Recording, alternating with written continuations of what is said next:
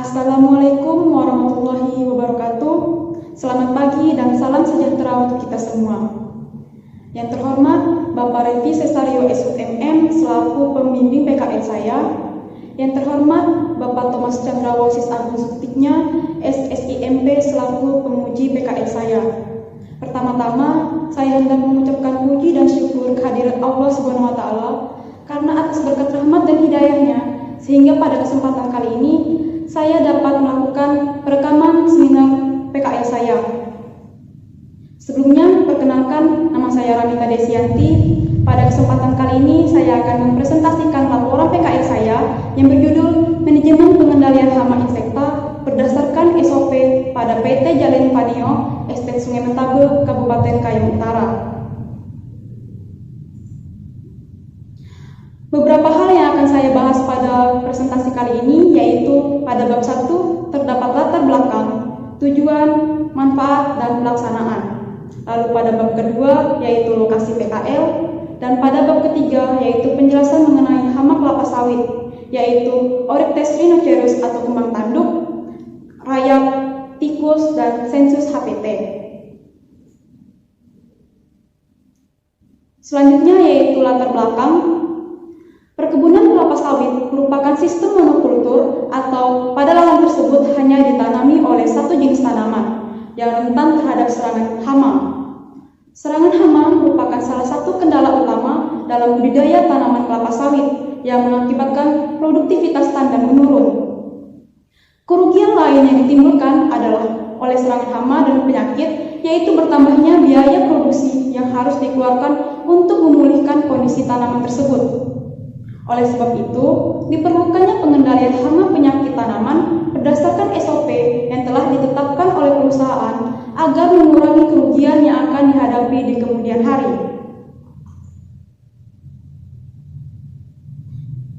Selanjutnya yaitu tujuan dari laporan PKL. Yang pertama, mahasiswa mendapatkan pengetahuan tambahan yang diberikan oleh PT Jalen Panio. Yang kedua, mengembangkan kemampuan mahasiswa dalam menguasai baik dari segi teori maupun praktek. Yang ketiga, yaitu mengetahui macam-macam jenis hama insekta dan pengendalian hama insekta secara alami dan kimiawi berdasarkan SOP di PT Jalen Panio. Kemudian yaitu manfaat dari laporan PKL, yaitu untuk meningkatkan atau menambah wawasan berpikir serta memperluas ilmu pengetahuan. Kemudian mengembangkan ilmu yang diperoleh di bangku kuliah dan mencoba menemukan sesuatu yang baru. Dan yang terakhir yaitu dapat memiliki sikap tanggung jawab, disiplin, etika yang baik, serta dapat bersosialisasi dengan lingkungan kerja di lokasi praktik kerja lapangan. Kemudian yaitu pelaksanaan. Pelaksanaan praktik kerja lapangan dilaksanakan selama 5 minggu, terhitung dari tanggal 2 Maret 2020 hingga 11 April 2020. Waktu pelaksanaan praktik kerja lapangan yaitu dari pagi hari pukul 5:15 hingga pukul 1 siang untuk jadwal lapangan, dan pada pukul 6:45 hingga jam 2 siang untuk jadwal kantor.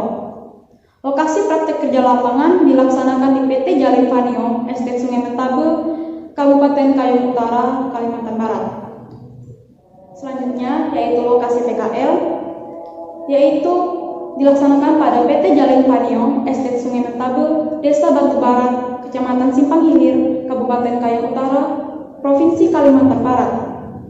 Berdasarkan batas administrasi, dua area tersebut berada di dua wilayah desa, yaitu Desa Batu Barat, Mata-Mata, dan Desa Lubuk Batu, Kecamatan Simpang Hilir, Kabupaten Kayong Utara, Provinsi Kalimantan Barat.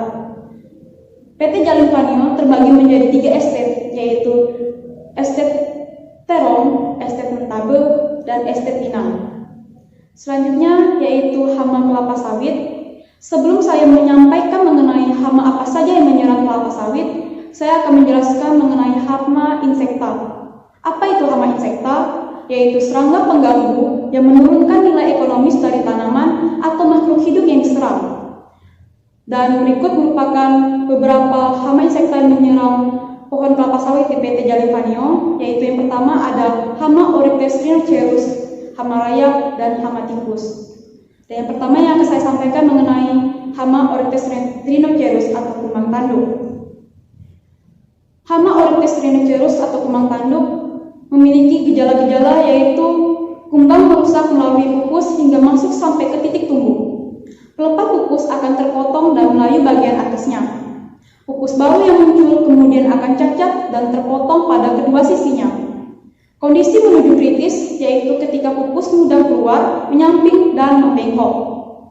Kumbang juga ada yang menggeret bagian samping bonggol pada ketiak pelepah terbawah, selanjutnya menembus titik tumbuh. Lalu serangan dengan tanaman masih dapat pulih kembali, namun bila mendapatkan serangan sampai 3 kali berturut-turut, akan terjadi kelainan dan kehilangan daun tombak, sehingga tanaman tersebut harus dibongkar dan disisipi. Pencegahan hama Oryctes rhinoceros ada 2 cara. Yang pertama yaitu pencacahan batang sawit, dan yang kedua yaitu menggunakan perangkap atau dapat disebut sebagai ferrotrap. Dan berikut merupakan gambar dari ferrotrap. Dan ini merupakan feromon, yaitu racun yang digunakan pada sarang ferrotrap.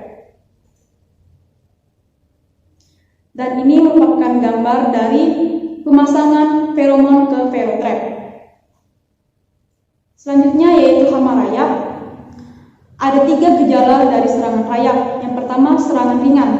Pada awalnya rayap membuat lorong yang terbuat dari tanah menuju ke tanaman kelapa sawit, mulai dari akar, batang, terus naik ke pelepah daun. Rayap mulai memakan jaringan pada batang pohon yang mengakibatkan rusaknya jaringan tersebut dan membuatnya menjadi berlobang. Untuk serangan sedang ditandai dengan adanya beberapa daun pupus yang mulai menguning, tetapi pelepah daun yang berada di bawahnya masih berwarna hijau dan normal. Dan untuk serangan berat, daun pupus mulai layu, kering dan mati, sedangkan daun di bawahnya mulai menguning, dari mulai kuning muda sampai kuning tua. Selanjutnya, tanaman tersebut akan mati.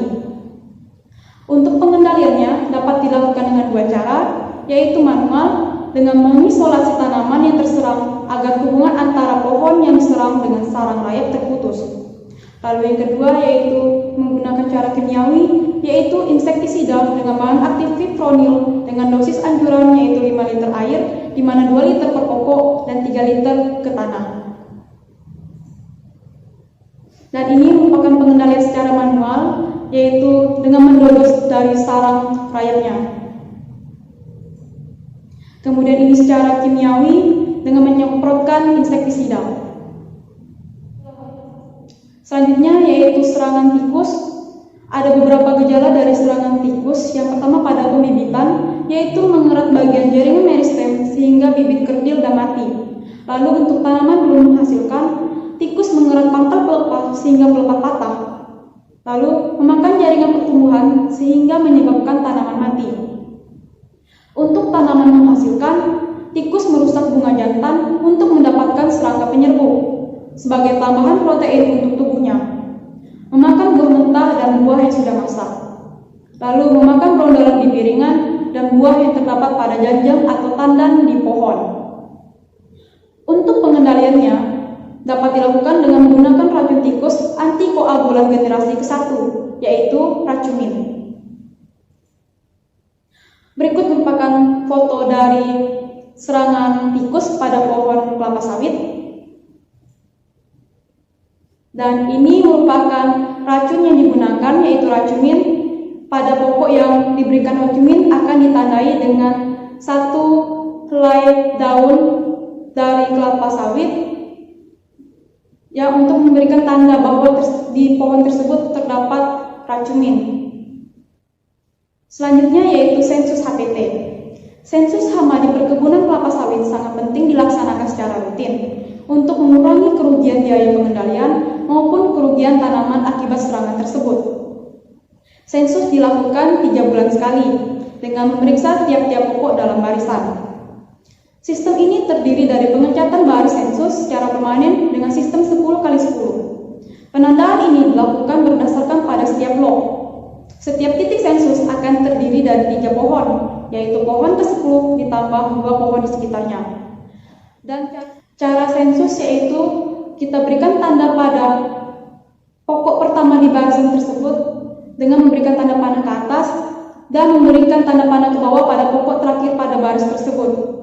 Lalu kemudian kita melakukan sensus untuk baris tersebut. Jika terdapat serangan dari hama, maka pada pokok pertama di barisan tersebut akan ditulis angka berapa jumlah pokok yang terserang hama. Berikut merupakan gambar dari sensusnya, yaitu tanda panah ke atas, yaitu menandakan bahwa itu merupakan pokok pertama pada baris tersebut, dan angka 1 di sebelahnya yaitu menandakan bahwa berapa banyak serangan hama di barisan tersebut. Baiklah, sekian presentasi dari saya. Kurang dan lebihnya saya mohon maaf. Wabillahi taufiq wal hidayah. Wassalamualaikum warahmatullahi wabarakatuh. Selamat pagi dan salam sejahtera untuk kita semua.